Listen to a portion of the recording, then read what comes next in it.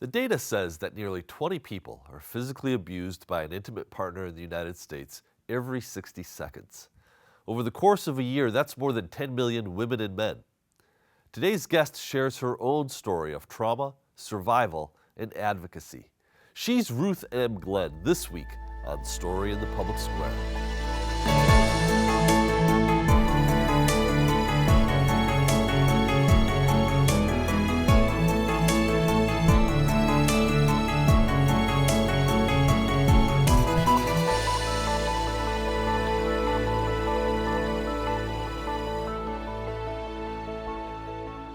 Hello and welcome to A Story in the Public Square, where storytelling meets public affairs. I'm Jim Ludis from the Pell Center at Salve Regina University. And I'm G. Wayne Miller, also with the Pell Center at Salve Regina University. This week we're joined by Ruth M. Glenn, the CEO and president of the National Coalition Against Domestic Violence, and the author of a powerful new book, Everything I Never Dreamed: My Life Surviving and Standing Up to Domestic Violence. She joins us today from Colorado. Ruth, thank you so much for being with us. Thank you so much. And congratulations on the book. This is a powerful and personal account of surviving domestic violence. Why did you decide to tell your story? I've told my story for well over 28, 29 years, usually to civic groups and academia and such. Particularly around criminal justice and women's studies and at-risk youth. And during that time, many times someone said to me, you should write a book. And I thought, okay.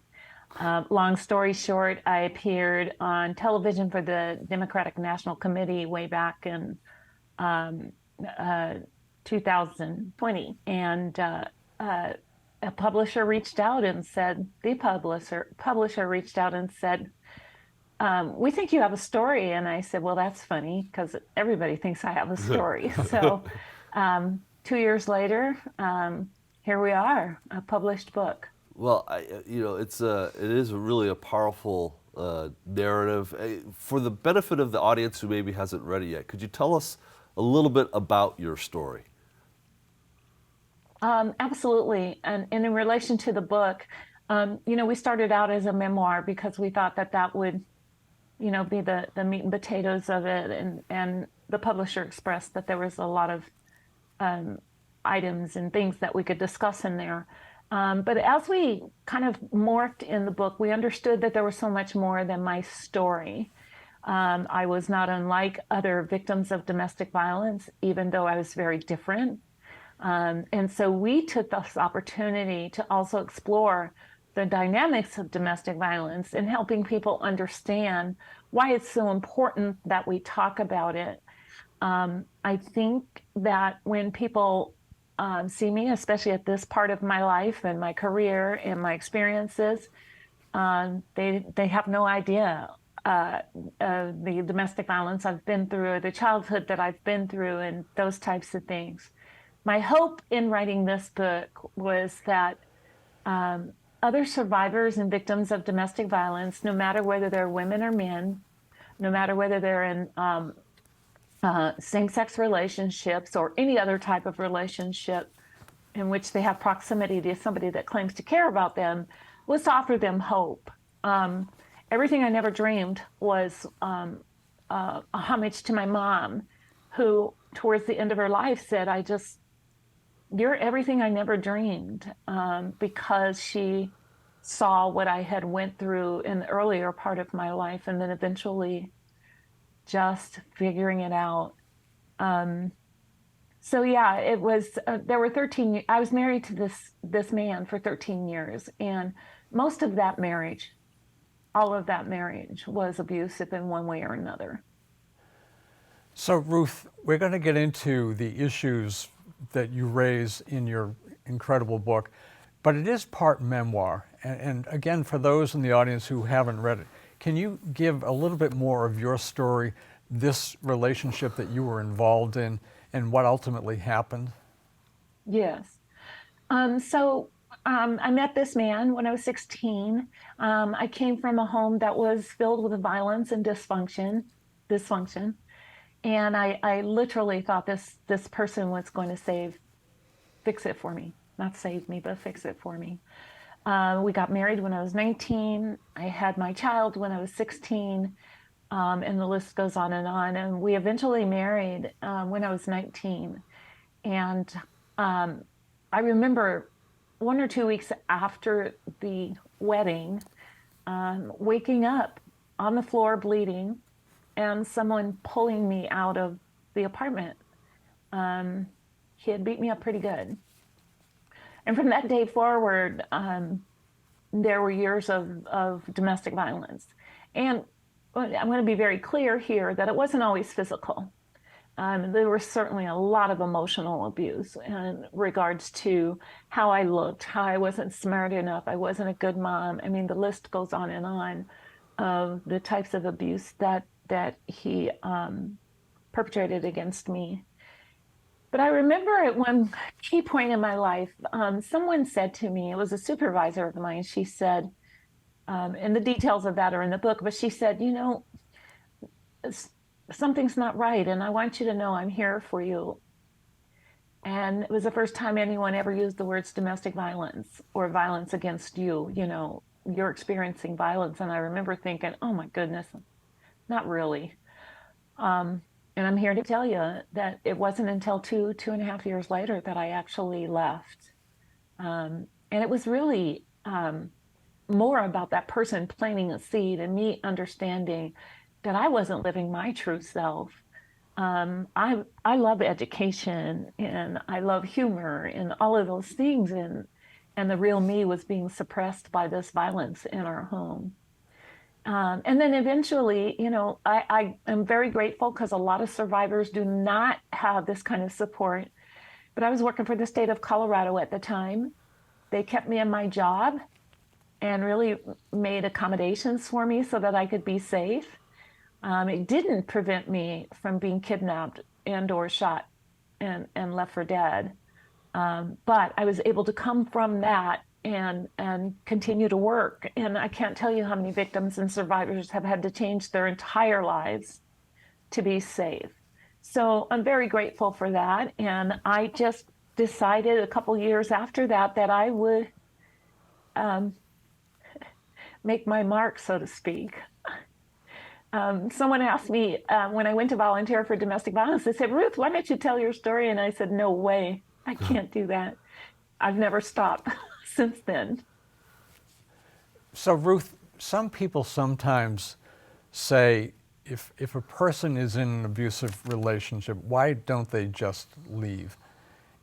How do you answer that question? It's not that simple, of course. There's two ways, and thank you so much for bringing that up, Wayne.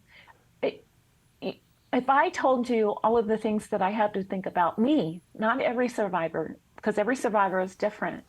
I had to think about where my son would go to school. I had to think about, would I be able to keep my job? What about our combined cars? We were living a very nice life, comfortable life. We were quote unquote middle class. We had 2 cars, and I challenge all of us to think about, someone tells you the only way that things are going to change is if you immediately change. I challenge all of us to think about what we would feel like if somebody came to you and said, here's your suitcase, now you can leave. Secondly, I always challenge people to think about, so why is it the responsibility of the victim to leave? Why aren't we talking about why the person is hurting? And we could talk forever about the dynamics of both of those, but that's how I respond. Don't be so quick to say, why don't you leave, when you don't understand the barriers that person might be facing. Ruth, I wonder, can you shed some light on, so you describe in your book very powerfully the effect of both the emotional abuse and the physical abuse on you. In a more abstract sense, what happens to a victim in that circumstance, to their sense of self, to their sense of worth? What happens to the victim who's subjected to that kind of abuse over years? That's a great question, because I don't think we talk about that enough either. You lose yourself. You don't become, you become beholden, so to speak. I'll find the correct word in a moment, but everything about your being sort of goes away.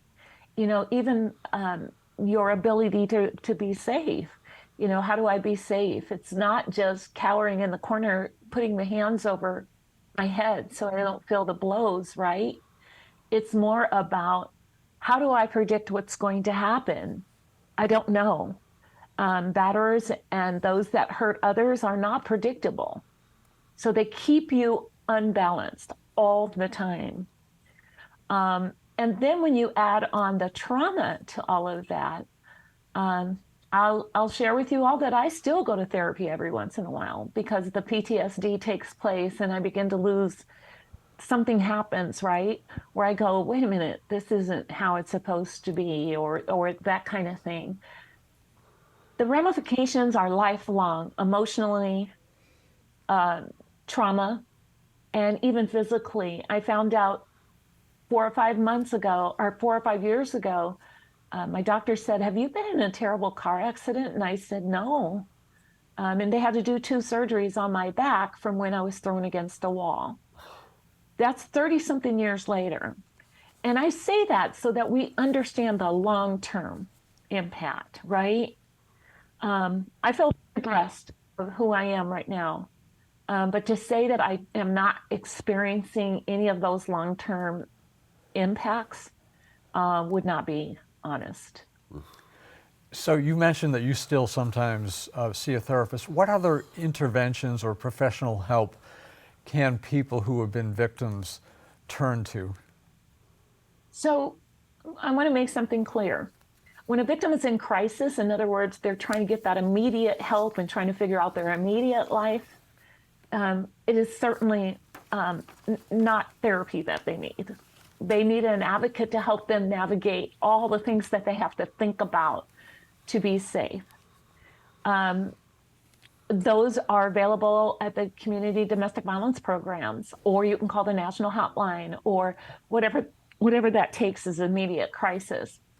Community domestic violence programs are awesome at making sure that the victim is safety, that their safety is first, right? They do what they call a safety plan, and then they go from there, figuring out how to best make sure that this person is not going to be hurt or is at minimum safe, right?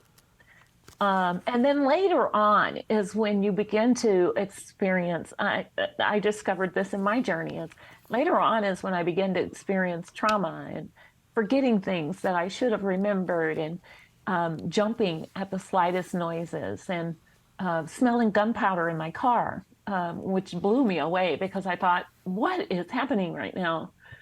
Those are the types of things, those long-term impacts are the types of things that we encourage victims and survivors to get support with. Ruth, this is probably a good chance for us to mention the National Domestic Violence Hotline. If somebody in our audience needs help, they can call 1-800-799-7233, or they can simply text the word START to 88788. How extensive, how pervasive a problem is domestic violence in the United States right now? Someone coined the phrase probably about 6 years ago, that is a public health crisis. I totally agree with that. I have stats, and there are stats and stats and stats and stats. What I'm most concerned about is the increase in lethality of domestic violence, and by that I mean particularly women who are dying as a result of domestic violence. The lethality, from our perspective, has really jumped. We are very aware of the millions of people every year who are experiencing domestic violence. We're not talking about the impacts on communities. We're not talking about the dynamics of domestic violence. We're not talking about why don't they leave. We're not talking about what causes somebody to do this to somebody else. The need for power and control. Why is that so strong in that person? We're not talking about how we need to make sure that every victim's needs are met, particularly when they've finally been empowered to say, I need to go and I need to do it as safely as possible. So how do we have those conversations? I'm a firm believer that until we talk about it, someone used the example of MAD, right? Mothers Against Drunk Driving. Took years.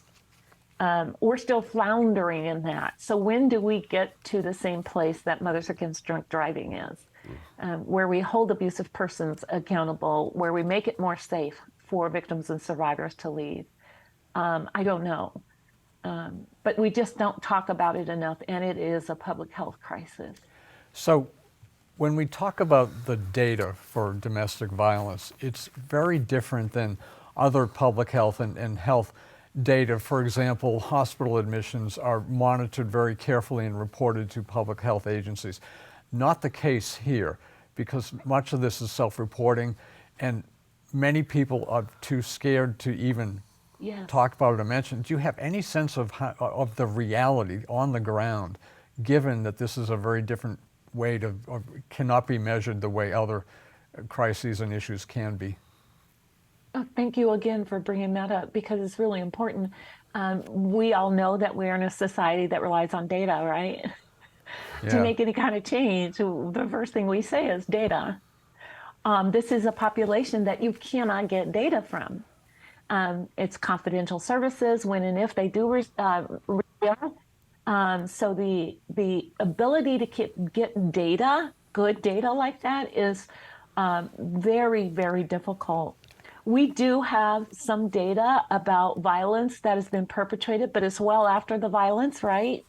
If you go to a community domestic violence program, they can't report anything but aggregate numbers. That's not a reflection of what's happening. And I challenge us to think, if we're talking about the other issue, which is those that hurt others, how many persons that are hurting someone else are coming forward and saying, here's my data? None. Absolutely none. It seems to me there's another factor here too, and that would be regional differences. There are parts of the country where there are good programs, where people can be trusted, where people might be more willing to share or to say that they are being victimized. And there are other parts of the country where that would not be the case, I'm guessing. Can you talk, is there a regional difference in terms of reporting? I wouldn't say that necessarily, particularly talking about victims getting services. Those are SOP for the most part, standard operating procedure. And community domestic violence programs have their own system within. What I will say is, across jurisdictions, when it comes to criminal and civil law, you are darn right. It is all over the place. All over the place, and you never know how you're going to be responded to criminally or civilly. That's also the fear about coming forward, right? I don't know a lot about the system. Now I'm in what I think might be a safe place, but now I got to go to court because he's been charged with domestic violence, or she wants the kids, or, so now what do I do? And that is not an SOP in each jurisdiction. That's different everywhere you go. Hopefully the advocates are trained enough, even though they're already overwhelmed, in helping a victim or survivor understand that system, that other system that they must endure. Ruth, as I read your book, I was struck that this was not just a story of domestic violence. This was a story of surviving and survivorship. And I think that's a really important point. For people who are out there, what was it that enabled you to finally get out of that situation and survive? And what kind of lessons are there for others? So there's a couple of things. I'm a firm believer in resilience. I think a lot of us have it. Some of us don't. And I believe very firmly I was born with that. I know it sounds really strange, but I believe I was born with that. And I think for a while he had taken that away from me, right? There was something that it took that resilience away from me. I want people to understand that as they're talking to who they think might be victims and survivors, that they say to them, I think something's going on. I think I might be able to help you when and if you need to, and let me know. Um, we don't, we shouldn't be comfortable with confronting a victim and saying, I know that you've been experiencing domestic violence. I don't think that's appropriate. You just let them know that you're a safe person. That's what that person did for me. She let me know she was a safe person.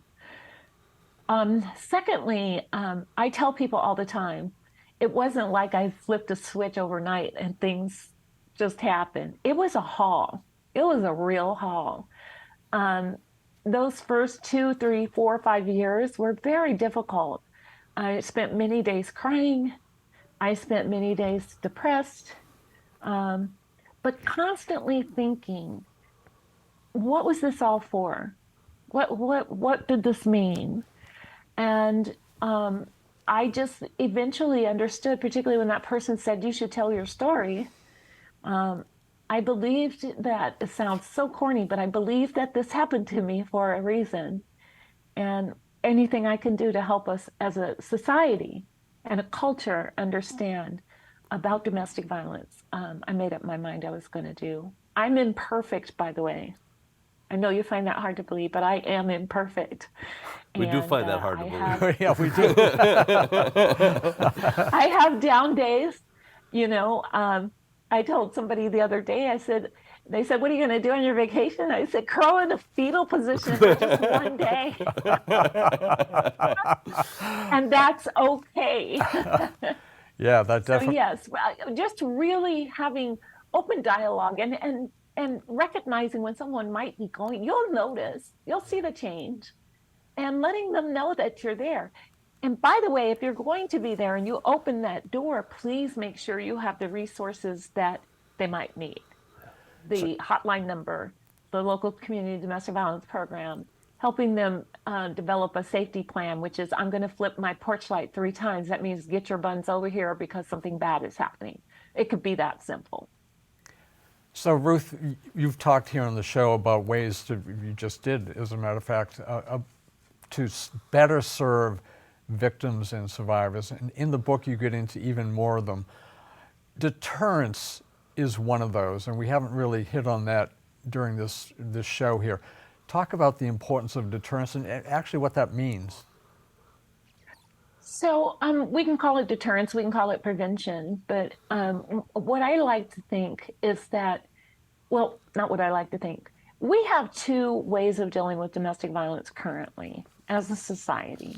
When we are talking about it and we're trying to put those things in place, we have interventions and we have policy, right? My concern is that we don't do enough about prevention and deterrence. And by that, I mean, why aren't we having the conversations as young as we can about respectful relationships? You know, it's not just, and I agree that we can talk about healthy relationships. That's not at all what I'm saying. But I think if we talk about respectful and healthy relationships, and even talk about what is it that you're feeling when you want to hurt someone? So let's talk about your power and control. Where do you think that comes from? Our society wants to do intervention. We want to save people.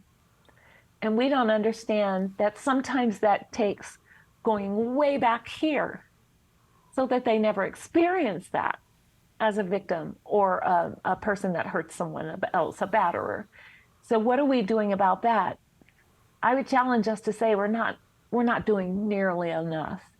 The funds that we get in this field, very much designated and delivered for interventions. And even that's not enough. So when you go to your lawmakers and say, we need more money for prevention, they go, yeah, no, that's not going to happen. And they all have their reasons. But when are we going to say, let's stop this before it even starts? Talking to those who might be potential victims. We don't know that they're going to be victims, but what do we do to help people understand that they don't have to lose themselves to another person? They don't have to subject themselves or experience power and control from someone else. You know, Ruth, we've got a little bit more than a minute left here. I want to maybe change the focus just a little bit and talk about bystanders. You've mentioned already this woman who let you know that she was there to help. But there was a line in the prologue of the book that lingered with me as I read it, and this was as your abuser was forcing you to drive from somewhere at gunpoint. The thought going through your head was, and I'm quoting here, "Does anybody see me? How can I get them to see me?" What should bystanders be looking for? I wrote that line and it still grabs me. Yeah. I would say it is hard to be an interrupter, right? Very difficult. You don't want to get in other people's business. You don't know what's going on. They may have a weapon. I mean, the list goes on and on. I would challenge us to think there is nothing wrong with saying to both parties, is there something I can do to help? It seems like there's something going on here. What can I do to help? It puts the abusive person off guard, right? And it lets the victim know that somebody has seen this. Sometimes that's all you need is somebody has seen this and they understand that this is not good. We don't trust our instincts enough. Trust our instincts. If we think that there's something going on, it's okay to be embarrassed in a few minutes because you got it wrong, but say, is there something here that I can help with? And help that person. I think that goes a long way. Well, Ruth, your book is a tremendous tribute, and we're so grateful to you for sharing with it. We want to share one more time. The National Domestic Violence Hotline is 1-800-799-7233. Again, 800-799-7233.